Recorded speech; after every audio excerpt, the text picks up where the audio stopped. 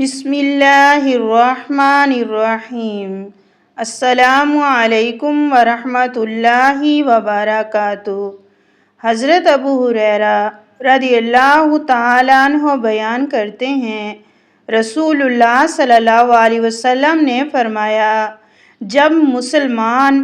یا مومن بندہ وضو کرتا ہے اور وہ اپنا چہرہ دھوتا ہے تو آنکھوں کے دیکھنے سے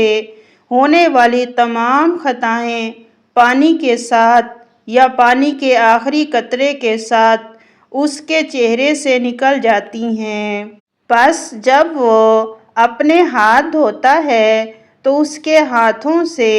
جو خطائیں سرزد ہوتی ہیں وہ پانی کے ساتھ یا پانی کے آخری قطرے کے ساتھ اس کے ہاتھوں سے نکل جاتی ہیں۔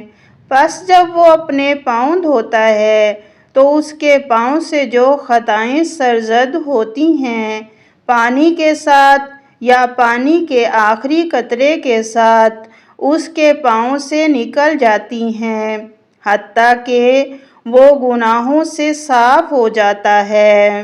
حضرت ابو ہریرہ رضی اللہ تعالیٰ عنہ بیان کرتے ہیں، رسول اللہ صلی اللہ علیہ وآلہ وسلم نے فرمایا، بے شک میری امت کے لوگوں کو قیامت کے دن بلایا جائے گا تو وضو کے نشانات کی وجہ سے